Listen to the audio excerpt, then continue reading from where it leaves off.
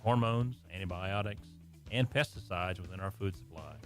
Production agriculture practices and technologies such as the use of GMOs, which is not any more or less risky than conventional crop production, has allowed American farmers to produce more food on less acres in environmentally sound ways. Find out more online at pathtotheplate.tamu.edu. We are Texas A&M AgriLife Extension, helping Texans make lives better. Thank you for listening to Lone Star Community Radio.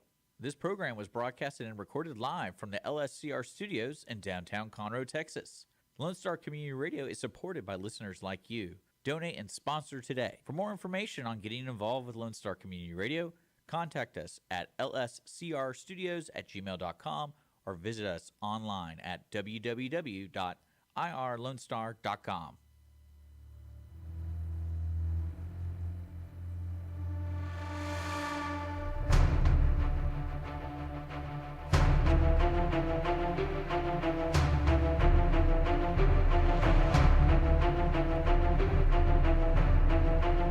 You're listening to Crime Scene Today. I'm your host, Dan Zentek. We talk about current issues facing law enforcement, crime scene, and forensic investigation. It's great to be back in the studio. We've had a little bit of downtime as we move to the new studio over here. So a couple of updates, just so you know, some conferences and things that are coming up related to crime scene and such. So the big IAI National or International Conference is going to be July 31st through August 6th. Registration is open for all of these conferences. Make sure that if you're going to go to any of them, you want to get your seat and get those hotels confirmed pretty quick, because I know they sell out pretty quick, and right now there's special pricing on them. The Texas division of the IAI, which is Crime Scene Organization for Texas, they're going to meet in San Antonio this year, and that's going to be June 7th through June 10th. So that's again going to be in San Antonio. That's open registration right now. If you're a member of the IAI or TDIEI, then it's cheaper for you to go, so make sure you have your membership. Tape it for your property and evidence people. That's going to be October 18th through the 21st, and that is going to be in San Marcos.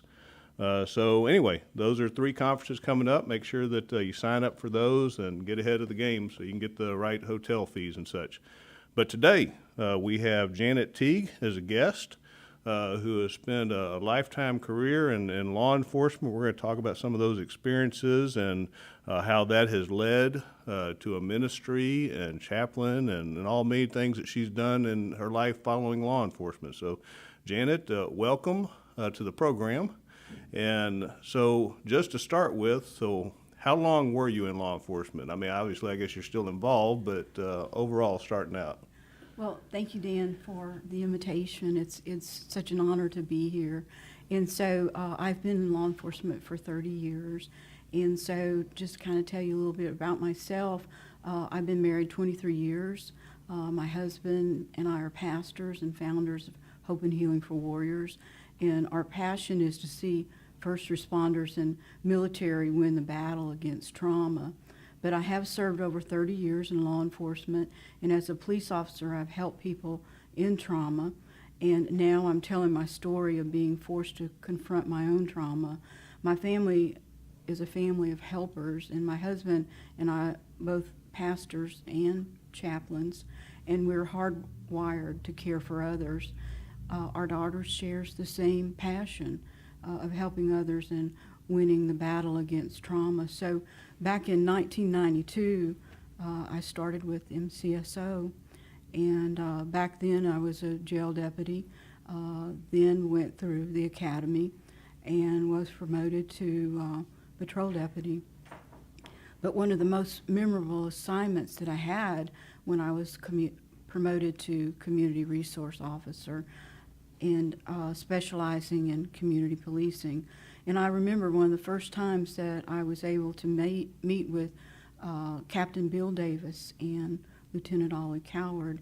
And they'd been in their jobs for such a long time, and they were experts in the field of community policing. And I could just sit back and just listen to them, and they told such valuable lessons of for young officers back in the day to value officers, especially senior officers. But I consider myself very blessed that I've had the opportunities in my early law enforcement career to work with some of the best in Texas, if not some of the best in the United States. And We started, I guess, about close to the same time. So I graduated from the Academy in '91, and I started as a reserve over at David Hill's office, Precinct 5 at the time before going to Harris County. So policing certainly was a lot different when we got into it. There was not as much technology. I find it funny how, I'm just going to say spoiled, that some of the new people are with things that they receive. I remember my first patrol car had a hole in the floorboard that you could see the road as you were driving, and when it rained, I got wet, not because the window was down, but it was coming through the floorboard. Yeah, but you were happy to have that car. You were happy to be out on patrol and all that. And again, there weren't as many, so your backup was far away. You had to take on a lot of risk and things like that. One of the things that brought attention, and we're going to talk about it later, but you recently authored a book. This just came out. When was this published? This year, right? it just came out a few weeks ago. Yeah, okay. So the Bible and the badges, and again, we're going to talk about that later on. But one of the things that you discuss in here is your life before law enforcement, your life during law enforcement, things like that. And, you talked about being helpers and wanting to help others. And something I find very, very common in the personality of most police and paramedic and firefighters is the desire to help others. It's just sort of built in. But your history, as some others I've interviewed, also comes from a tragic event. And you talk a little bit about that. If you want to share, I guess, before you got in law enforcement, right? Yes, sir. Absolutely, Dan. So this was you kidnapped and all the many things that we are Yes, afraid sir. of and that we protect against, right? Yes, sir. So, before law enforcement, when I was in my early 20s, I had pulled into a local mall parking lot, and I had recently purchased a new car, and was so proud of it. It was fire engine red and had on a new pantsuit, and I just, later that day after what happened, I never wanted to see that car again. Yeah. I never wanted to see those clothes again.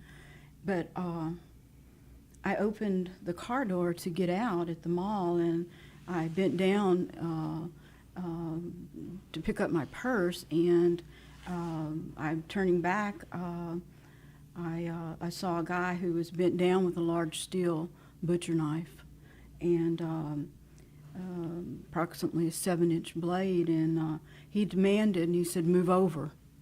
And he had grabbed my left arm, and he got into the vehicle with me, and we drove down I-45, and the knife was right against my left side, and he was saying, "If you try to get out, I'm going to kill you." And so as we passed other vehicles on the highway, I was praying, and I was just praying, somebody see me, somebody notice me, look what's going on. Doesn't anybody see me at all?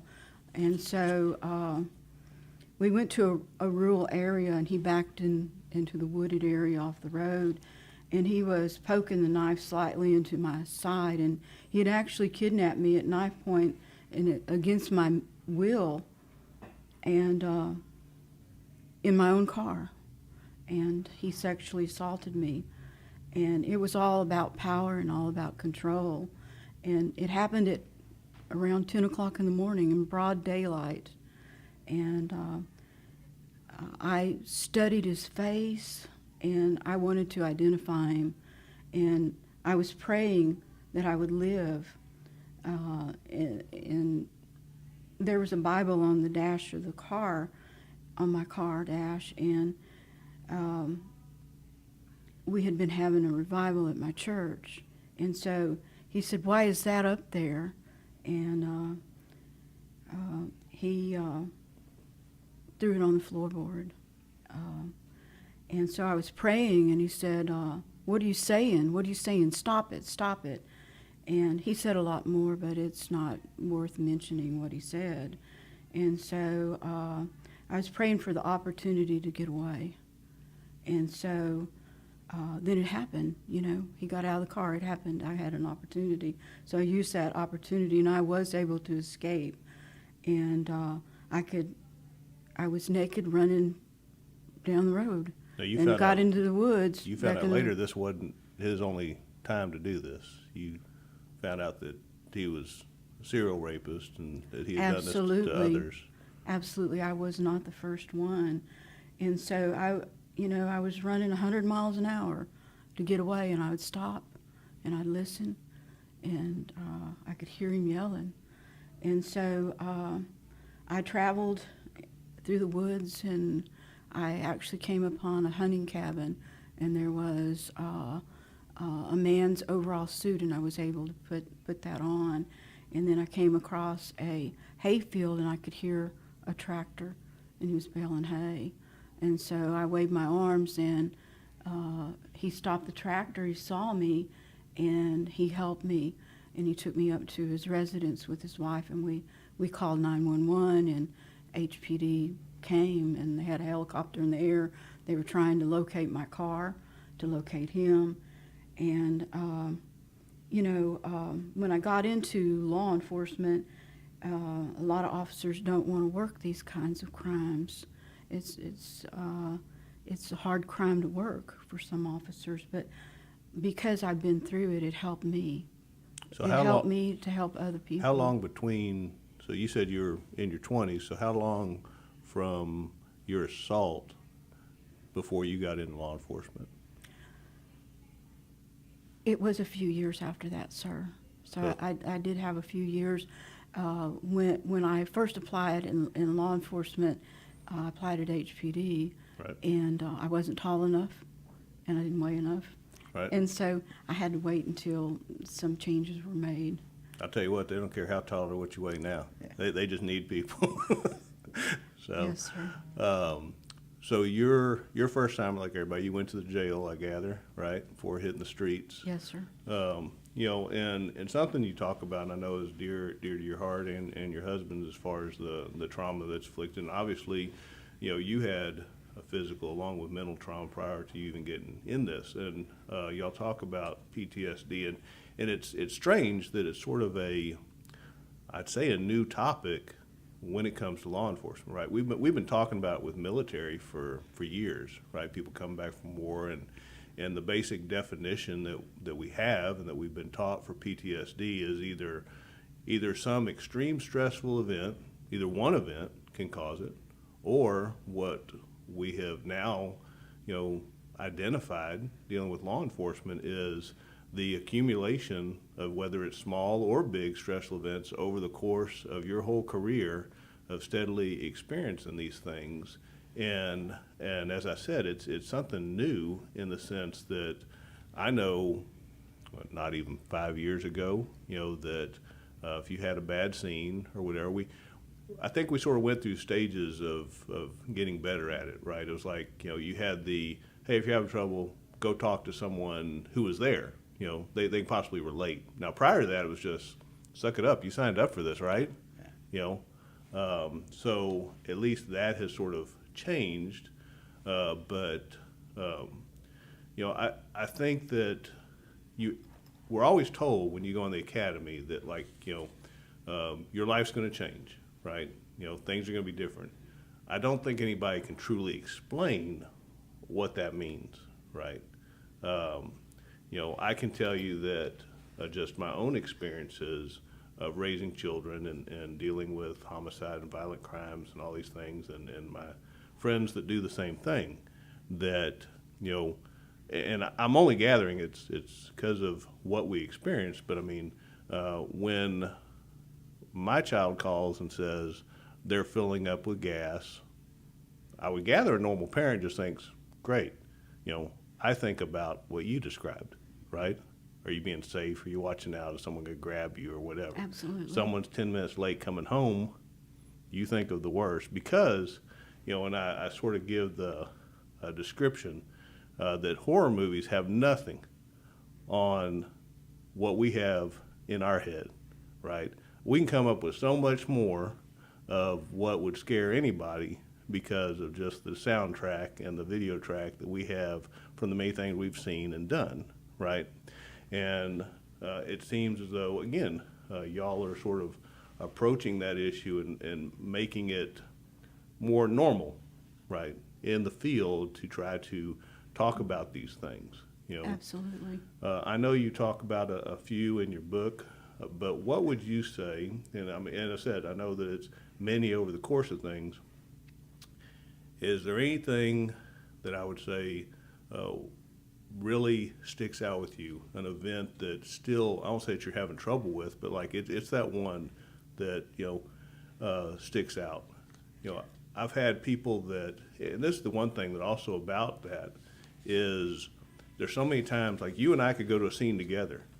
It may not bother you at all on that scene. There's just something about it, that may bother me. And we go to a different scene and it bothers you, it doesn't bother me. It's, sometimes it's a connection. I've seen one common thing is when we're dealing with child crimes, the closer that your children are to the age of the person you're dealing with, is usually a connection and stuff.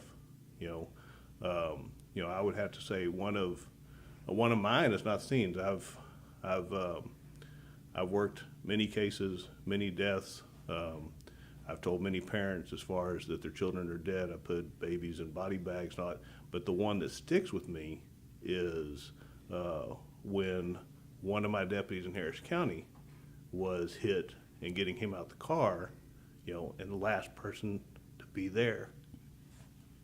But so what is that one? Well, Dan, back in 1994, I was working patrol and I was in a marked unit, and shortly after the patrol shift began, I stopped at the Shell station on I-45, and I intended on picking up a cold drink, and I would routinely check in there on a female clerk that there'd been some recent crimes there, and the manager's name that she had a nickname, we called her Cricket, and so Cricket introduced me to a new female employee that was just started working there that very day, and little did I know that this incident would change my life forever.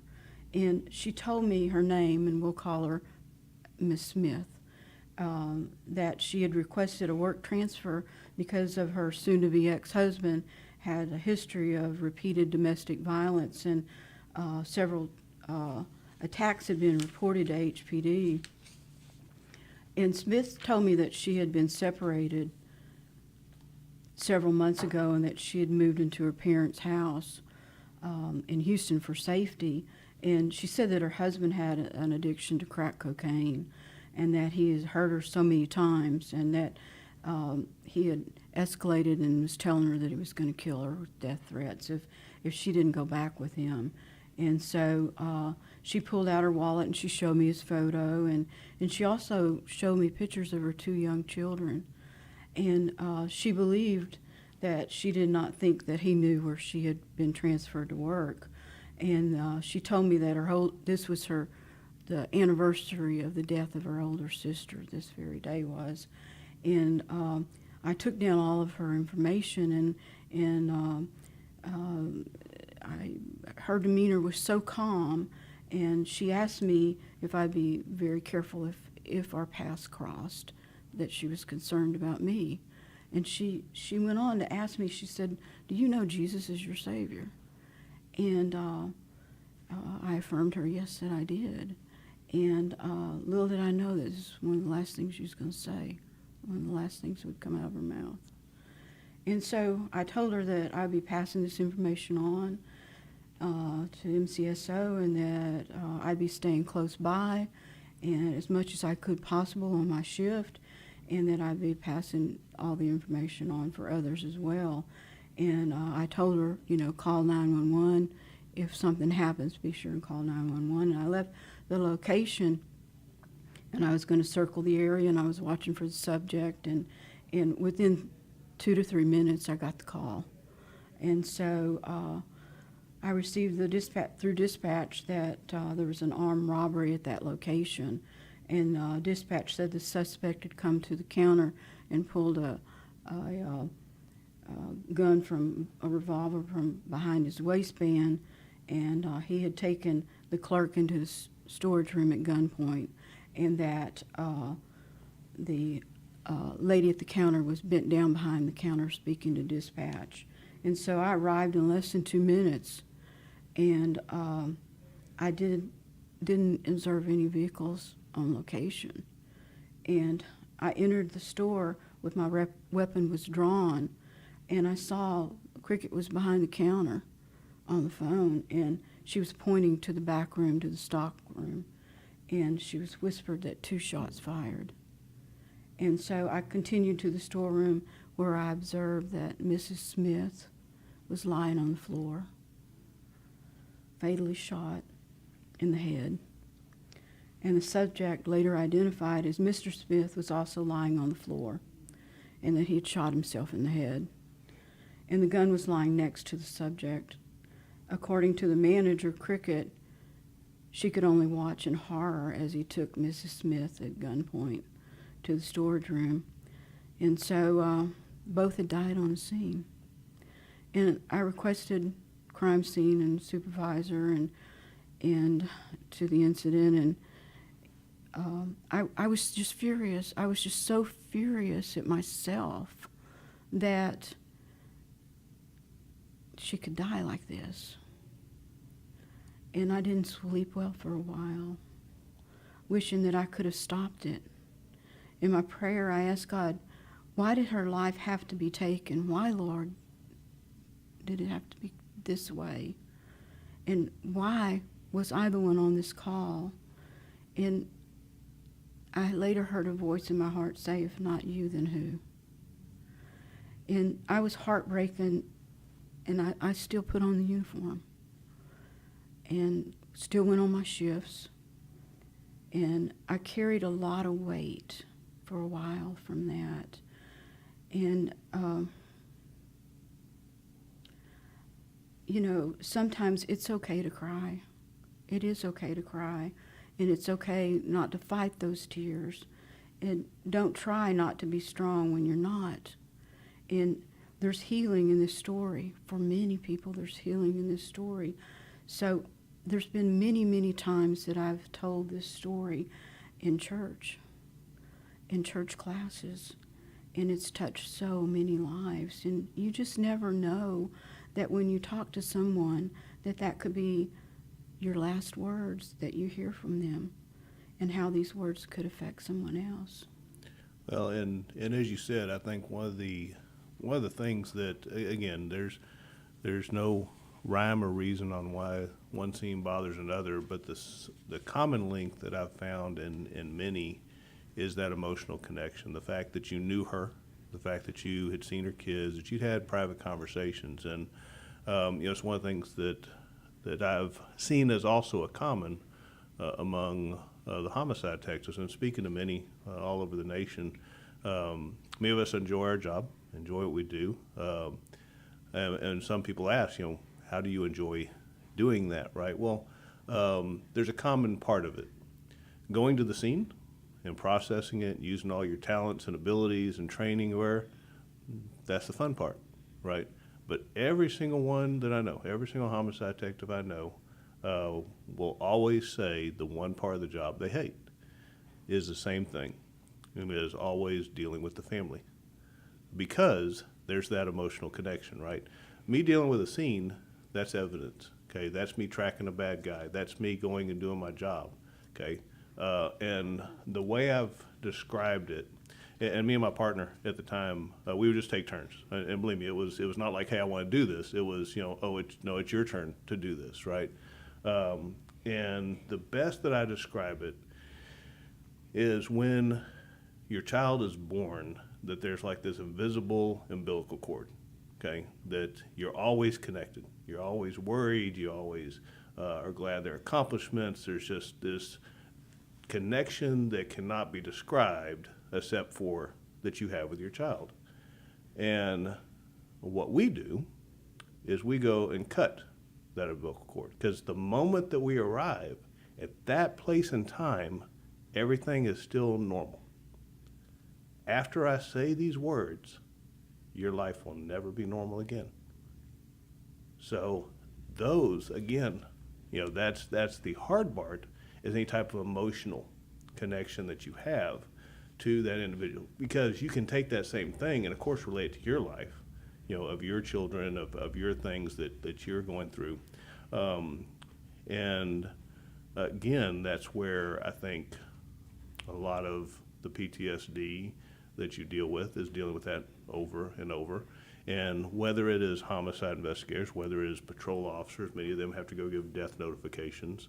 But again, it's dealing with that emotional connection. Now, and by no means am I dismissing the other side of PTSD, people getting in gunfights of the highest stress level of fighting for their own lives, all of those. But it's this high stress that is unresolved, right? You don't have time to resolve it before you're going to your next call and your next call. And so you find some way to deal with it, which is how we get our very dark humor,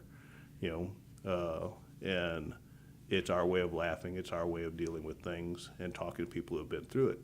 And actually, my wife, who did not come from law enforcement, she noticed something after the first couple of years together.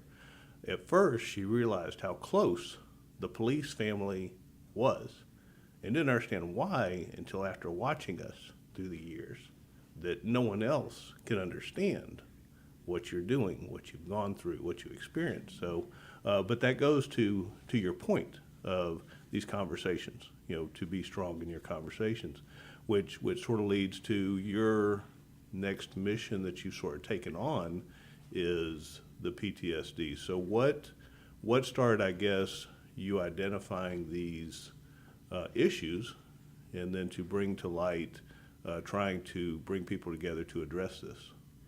Well, Dan, the reason what motivated me to write this book was this is a true life story. And it's about my career in law enforcement and how my faith in God has led me into law enforcement in the beginning and calling me later to another calling, which was the ministry. And the stories in the book tell about many threatening situations that I've experienced and how it made my faith even stronger, and it led me to reach out to others who have experienced in their own traumas by offering help and actually starting a warrior's ministry. So about 3 years ago, when I was going through seminary to become a minister, it was put into my heart to write this book, and with the goal in my heart and desire to open the eyes of others about the trauma that's behind our badges, the trauma that's behind our uniforms. So I made time and I set aside 5 weeks last summer to write the book. And it took approximately 10 months to get it published. And in the book, it's just brutally honest with frontline stories of the most dangerous and the worst situation that others, they just can't comprehend. That we run to these dangers, and we find ourselves in the position to help because God is actually answering someone's prayers through us. This book will help police officers, in addition, military, firefighters, first responders, and those that are traumatized, and also helps their families. And I've become an advocate for PTSD awareness and PTSI awareness, and currently a pastor and a minister at Hope and Healing for Warriors, and a chaplain for MCSO, and Justice Court JP1. And our ministry is for anyone that's been through trauma, and it's also for their families.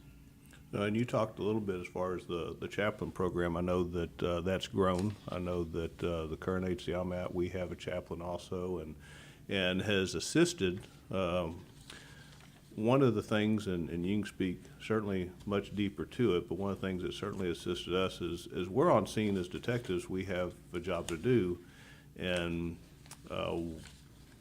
which is dealing with evidence in the crime versus dealing with the emotional, spiritual needs of the family, right? So, we've had many that responded to that, and I know that that's grown. So how long is the chaplaincy program? I know that they've had this, but this has grown into something huge at the JP's office and SO. I know that there's from many faiths and many people involved in this. When did all that sort of? Well, Dan, to tell you a little bit about chaplaincy and how it began, and for generations, chaplains have stood by the sides of men in combat around the world and in the United States, and chaplains are traced all the way back to the battlefields of the American Revolutionary War, and again in the Civil War, in World War I, World War II, and they're called upon as well during even the Korean War, but little is known about the chaplains of law enforcement unless, of course, you are in law enforcement. And I serve a chaplain at both places, MCSO and JP1, and I'm happy to serve. It's an honor and to serve both the employees and the public when I'm given the opportunity. But I cannot comment on anything specific because there's confidentiality. Sure, of course. Issues, and I'm unable, Dan, to be a spokesman about chaplaincy, but if anyone has specific questions about the program, I need to refer them to the media team at Sure. MCSO. But how long you been doing that? 2 years. Couple of years now? Yeah. Yes, sir. So from that, and obviously being quiet up to this point, but we have your husband over here. So from that, y'all created Hope and Healing for Warriors. Correct. Okay, so tell me sort of how that came about and what that is. Well, actually, we started it almost 6 years ago. Okay. And I'm a combat veteran, Vietnam, which, like you guys, we didn't get any publicity. They didn't know what we had. In fact, most of them didn't like us, Right. For being in that war.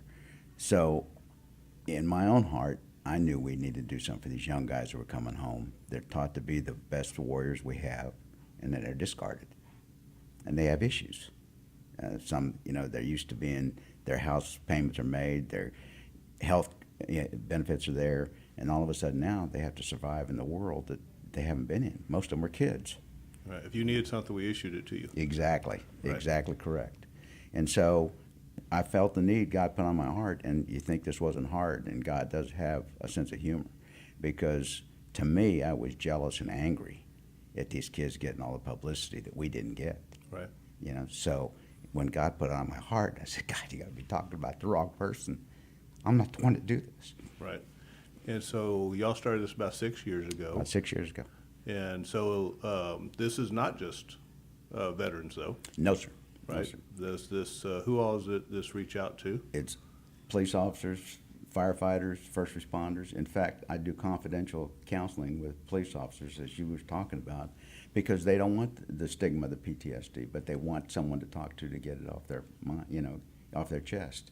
And so I have the privilege and honor to deal with some of them. Well, and I even noticed in going through that, again, some of the first comments people make is, you talk to people on scene. You have your deconfliction, decompression, whatever they like to refer to it as, the post-op talk, but those are all people involved, and sometimes that is good. And most places I know of have their emergency assistance program, but from what I've heard from most people when they go through that, it's maybe if there's nothing else, it's a great start of someone to talk to. But usually a person on the other end has no clue, as to experiences or otherwise. I'm not saying they're not trained professionals and certainly good at their jobs, just that you're not talking to someone who understands or have been there. You're exactly right. Exactly. So this is something different than that, obviously. So if someone is out there, so what is the process in being involved with y'all's ministry of Hope and Healing? We have confidential meetings every Wednesday night, and all are invited, and they can talk and say exactly what they feel, and it stays in that room. And there's others there with the same issues, and we have military police officers, we have a battalion chief, firefighter. I mean, we've got the gamut. And where does this occur? At Lone Star Cowboy Church. Okay, and is this Montgomery? Yes, sir, in Montgomery. Okay, and so obviously, this is geared towards military and law enforcement, fire, all the first responder type thing. As far as, are y'all dealing with, I guess, the change with, we're dealing with changes in age, we talk millennial, we talk about, the different age groups and whatever. Is that represented? I guess, in other words, you got this young guy coming in that's going to go, well, he doesn't know anything. He's just this old person, right? Is there a gamut, I guess, of resources? Well, there is, and we happen to be on the board of Tri-County Advisory Board, Mental Health, and so we have a lot of help from there. But to address your one point there, they do look at this as the old guy, but when they sit down and talk to you, they know you know what you're talking about. You've been there, you've done that, just like with police officers. Right. So they seem to open up after a while. Sometimes it takes a little while to make that connection. But not only are we limited to police officers, firefighters, and military, we have women that have gone through the same thing my wife has gone through.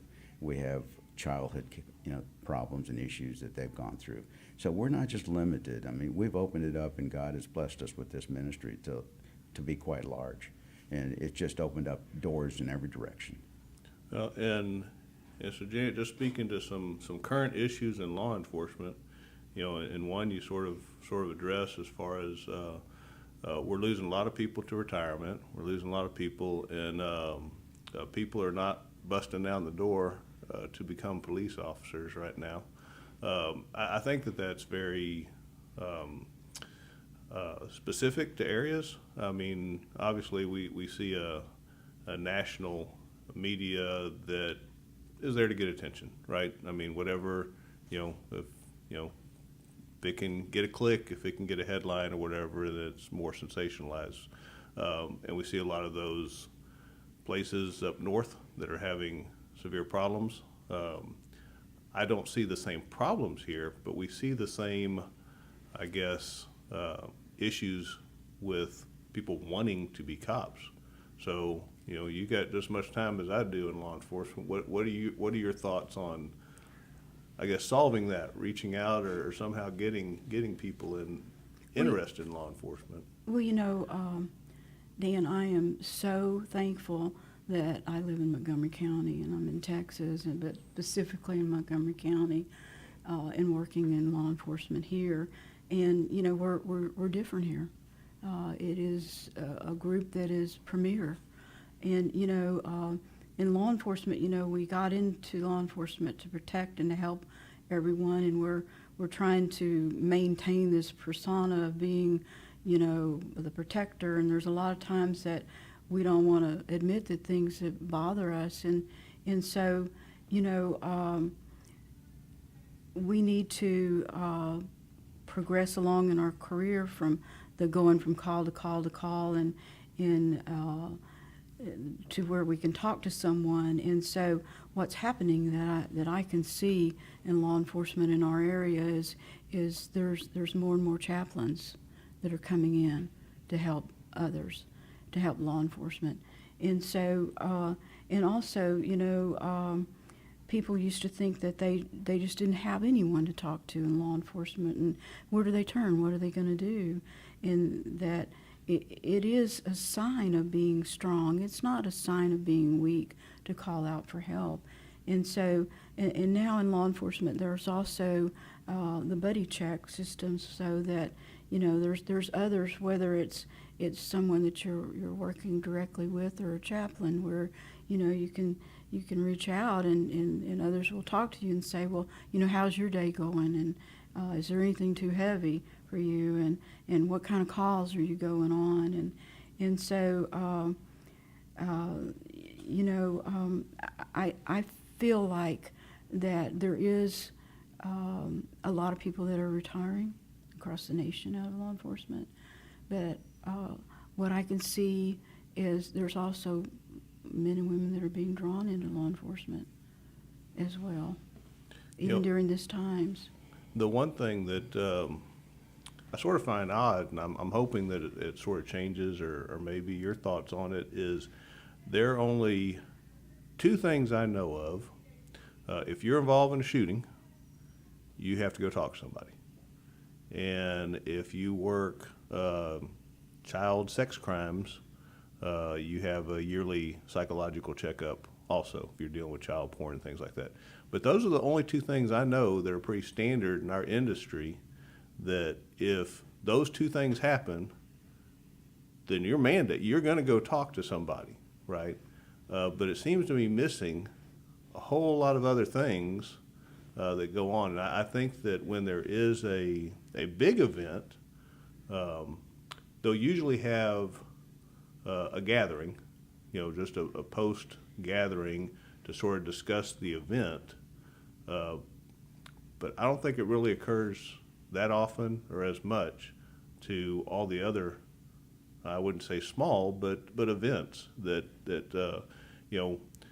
do you think it has come to a point that it should be general practice that there's just this mental health, wellness check-in, whether it's yearly, whether it's a couple years or whatever? Absolutely, Dan. And, I've seen men and women die from everything imaginable, by automobile accidents, where they were in pieces, where others have been murdered. I've seen people in stages after death, and in the sights that we see. The things that I've experienced and been exposed to on the job, they're not special. There's so many out there that are suffering. They're suffering in silence because they're afraid to ask for help. And even when you think you have had an idea of what in law enforcement that you're going to see or what you're going to do, you still are not totally prepared. And trauma, Dan, changes our lives. And you pay a price. You may put up walls to keep yourself from going crazy. You may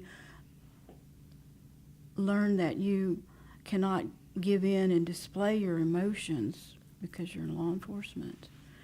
And as difficult as this job can be at times, it's all worth it in the end when we're getting to have a part of helping others and making the community a safer place. No matter how hard it gets, this job is a rewarding career. And, yes, I'm absolutely honored to be in the ministry, to be in chaplaincy, and to help and encourage and support warriors to find strength to make connections to change their lives. But, they don't need to suffer in silence.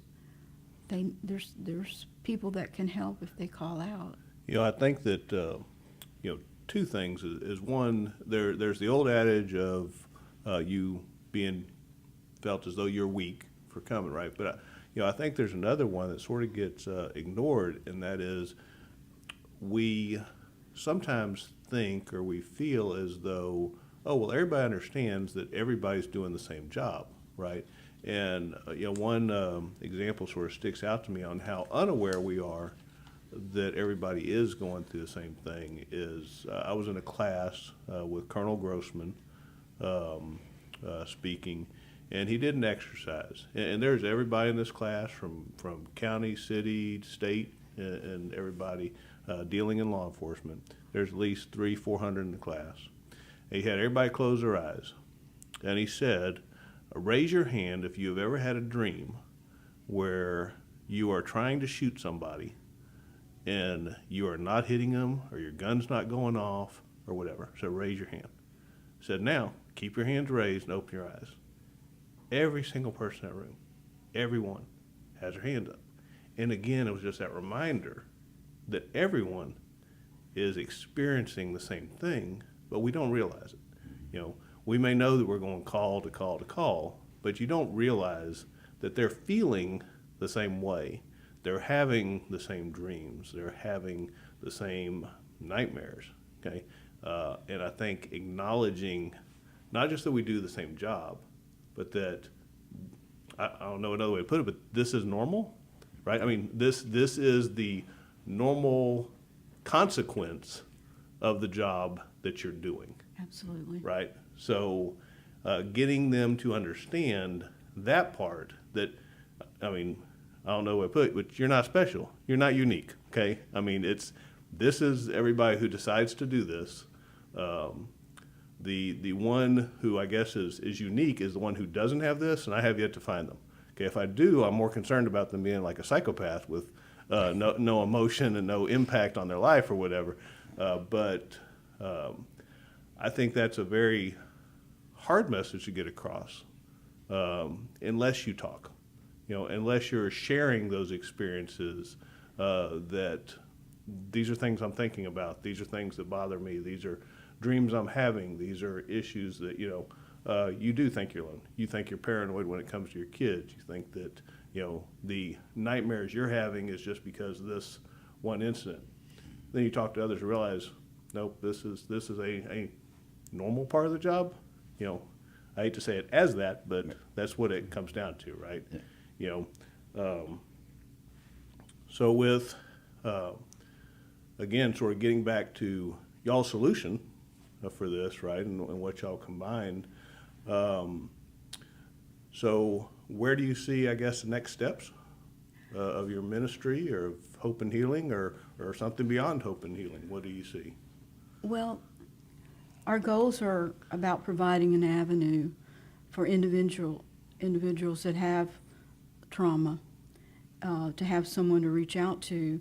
And a lot of people think that they do not have anyone to talk to, and where are they going to turn when they don't want to talk to?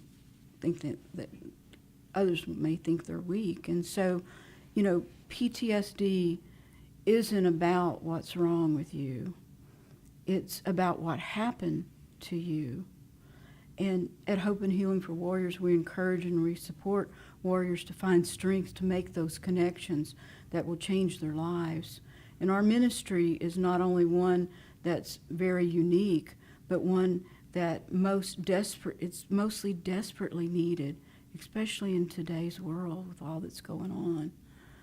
And these are dangerous times, and officers feel that it's dangerous times.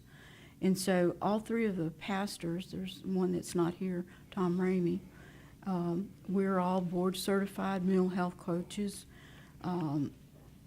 behavior coaches, and Tri-County Military Peer Network.